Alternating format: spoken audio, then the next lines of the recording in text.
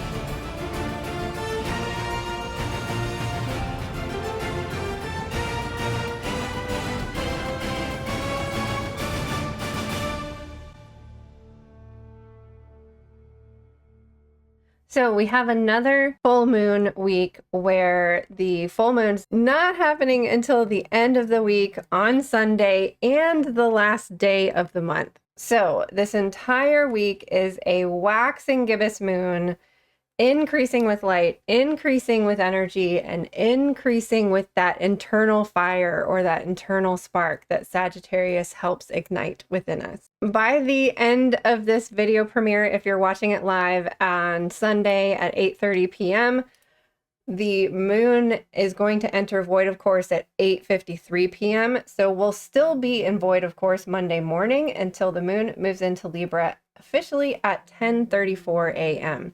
So kind of starting our day off with a void moon, but Libra is so good about like picking up where you left off that I think we won't have any trouble being productive on Monday, even though we're starting off with the void. We will be in Libra energy all day Monday and all day Tuesday, and then having another long void of course time on Wednesday before we move into Scorpio.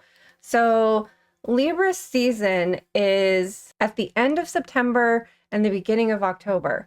So it's like right in the middle of fall where all the beautiful leaves are changing, and it's ruled by Venus. So it has this like aesthetic of being beautiful, feeling beautiful, that just like breath of fresh air that we feel in the fall.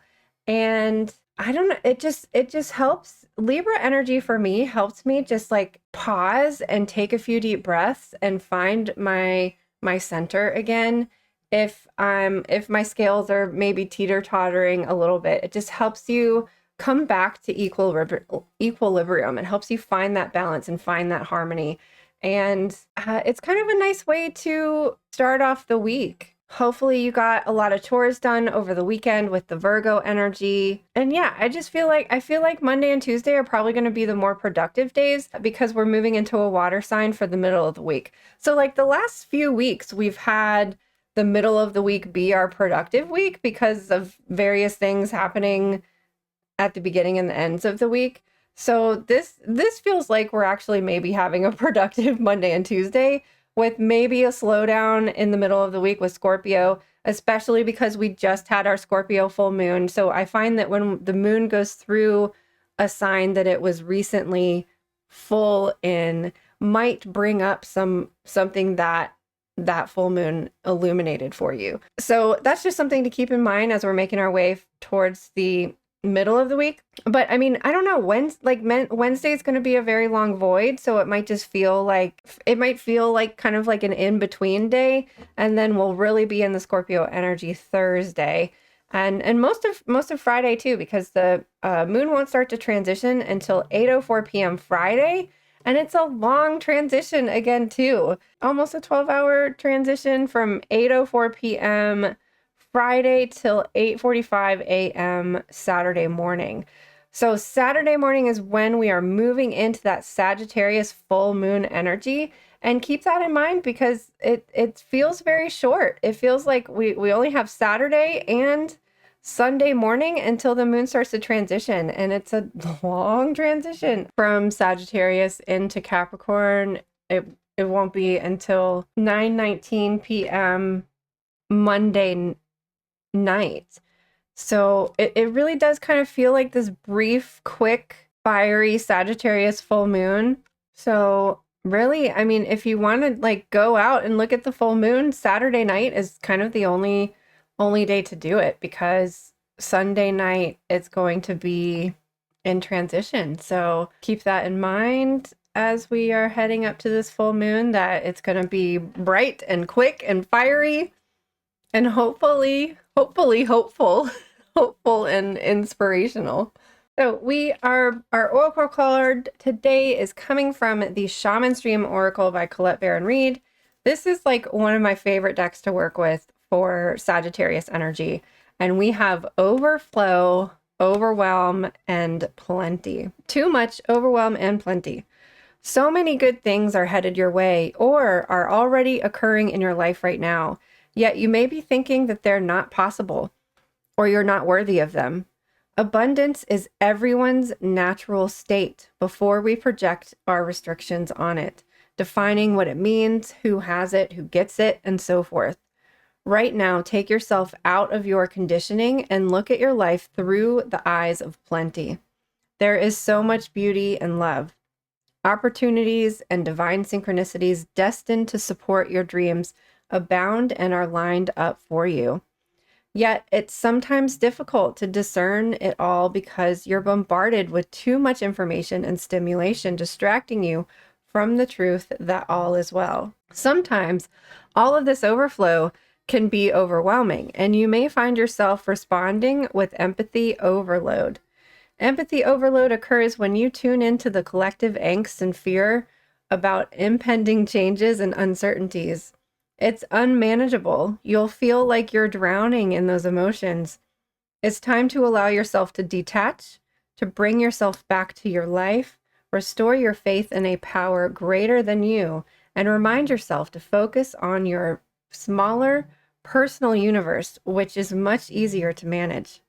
In this way, you know that you are a conduit for life's blessings and can share them with others, making this perception of overflow profoundly positive. So when I pulled this card, I couldn't stop looking at like the actual overflow of the water. Like it feels like we just have all of this information coming through that it's just like spilling out of us. Like we can't take any more information. So I feel like in a sense this is like a good thing. Like I'm hearing the word like displacement, like all of this, maybe all of the water from the Scorpio full moon like cleansed us out and cleared us out, and now we're just like, hopefully the overflow that's like coming out is the unnecessary energy, like the stuff that we don't need anymore, the old stuff, the stuff we're ready to let go of, and that our cups and our vessel is like filled with everything that we need and want and desire. I'm also feeling like it would probably be a good idea at some point this week, if not over the weekend, maybe doing a social media detox. And like it's saying about empathy overload, like it might just be a good idea to take a break from the news, take a break from like, remember, like scrolling on your phone or scrolling on YouTube or whatever, like whatever it is that you do, like you think you're relaxing, but you're not. It's bombarding your nervous system with information, even if it's like things that you're interested in. Or I mean, I love watching YouTube videos and I love listening to podcasts, and like it's still a lot of information coming in. So it feels like maybe this full moon is giving us a chance to kind of listen to our own fire, our own inspiration, our own creativity, So if we stop all the external noise, we can actually like hear it and feel it and maybe do something with it, do something creative in some way. So our crystal for today is Libyan Tektite. This stone comes up a lot, and I've honestly never worked with it before. The only meteorite I've ever worked with is Moldavite, and this is a very different energy than Moldavite. So Libyan Tektite is an otherworldly gem of ascension. It corresponds with the soul star and solar plexus chakras, helping you activate interdimensional and cosmic awareness. Even King Tut believed that this crystal was so powerful that he had a scarab carved from it for his burial adornment. And the affirmation is, I activate interdimensional and cosmic awareness. So it feels like if we're receiving a lot of information, whether that's from the news or social media or whatever, but also like it feels like we need to stop the media input so that we are like receiving divine input or interdimensional or cosmic awareness source information. Yeah. So we're receiving downloads over this full moon, but we need to like get quiet so that we can actually hear it and integrate it. So our chakra card says light codes. All beings come into each lifetime with light codes they carry and transmit over the course of their lives. These multidimensional pieces of information and wisdom are shared without conscious communication. You are activating new light codes of healing right now, and you can use them to help yourself and others as you feel called. To understand more about these codes, go into meditation and consult your guides. Ask for clear signs, symbols, and guidance.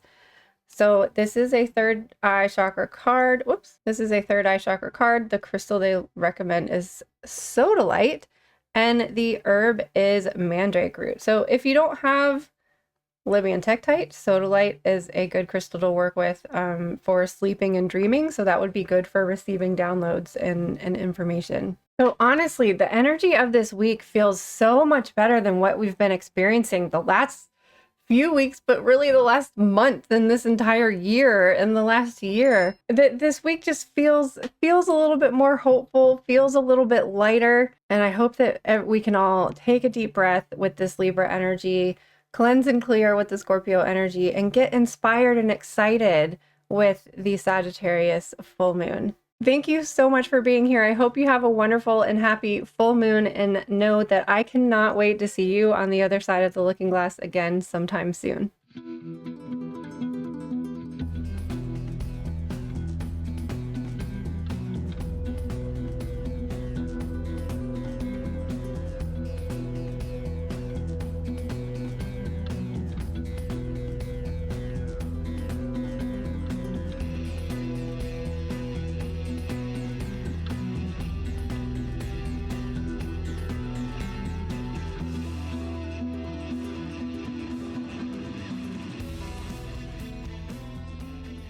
Not happening until the... What did I just do?